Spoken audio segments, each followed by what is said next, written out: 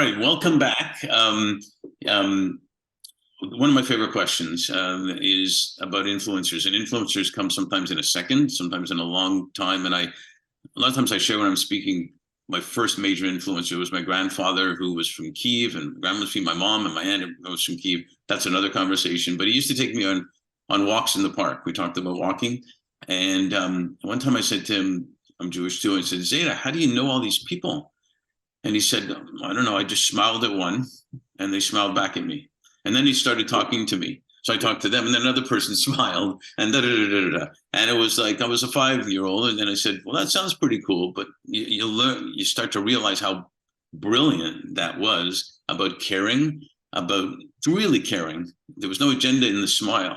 So that was one of my major influencers. And that's probably why I talk too much now, because I follow his lead. so, but can you share with us? I know there's probably many, two or three people that have been influential in your life. Sure. Well, taking a leaf from your book, Mark, my mother in particular was an enormous influence on me. She really saved our lives because on Kristallnacht, the first official Nazi terrorism against Jews Mm-hmm. uh, in both Germany and Austria, a gang of Gestapo men came to our home and dragged my father away.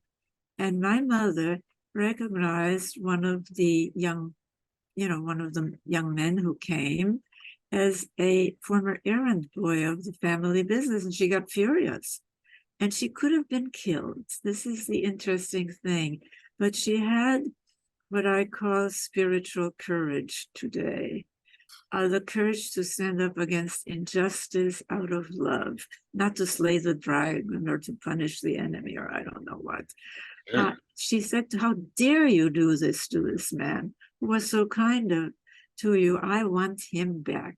And to make a long story short, and yes, some money did change hands, but my father was returned to us. And, if he hadn't been, he would have been sent to a concentration camp. We would have stayed behind in the hope that somehow he would be released, and we'd all eventually have been taken to the extermination camps. Yeah. Uh, Wow. my parents actually also influenced me by being entrepreneurs. Um, I'm an entrepreneur more in an intellectual and in an activist way, It's a good but way. business entrepreneurs. I mean, in Cuba, there were laws that prohibited anybody who was foreign to get a job, so-called protective labor laws. So they had to start a business. And in Vienna, they had been in the wholesale cutlery and steel business. Well, my parents started a factory in Cuba in a field that was completely different, making alligator goods, and revolutionized that industry completely by making fine goods, not the tourist ones with the baby alligator on top. So they were really their example, and my mother's example being working in both the home and the business. That was important. That so relates, um, interesting, that so relates to our conversation about the children, the impact on children. Absolutely, absolutely. And then, of course, my late husband was a tremendous influence on me. And as a matter of fact, in the journal, in the Interdisciplinary Journal of Partnerships Studies, the last issue, which I guess edited, was a tribute to him. But he completely accepted me, warts and all. I mean, he just and supported me. It was a real partnership. And so I know that partnership works.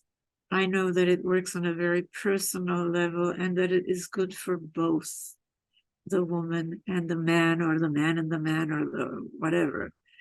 Um, and I guess there have been many figures that have had an influence, well-known figures.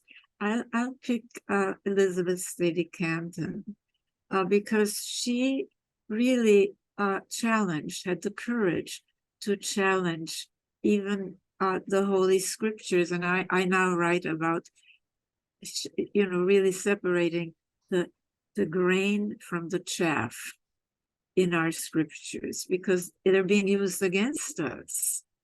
And the core teachings are partnership teachings. Do Mhm. unto others as you would have them do unto you. Caring, nonviolence, love. Absolutely. Then there is this overlay, kill the enemy, punish the woman, punish the child. I mean, this whole terrible, terrible violence and punitiveness that is built into domination systems. And we have to sort that. I, And I, she had the courage to do that.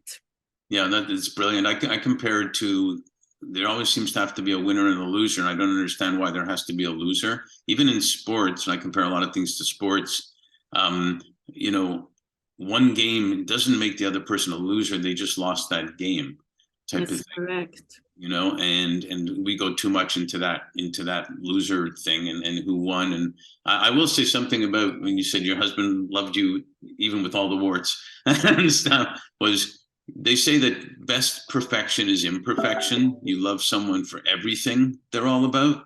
And so I'm sure he did. I'm sure he's super proud of you as well right now. And so are your parents. Thank you so much.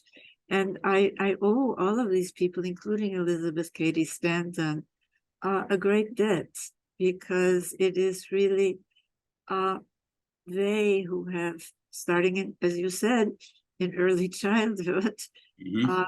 and then onward, who have inspired me.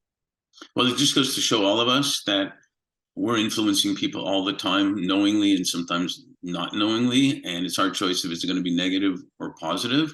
And it seems to me it should be an easy choice which way we want to go. So thank you again for sharing all of that. And I so look forward to continuing the conversation. Thank you, Mark. All the best, and I look forward to it.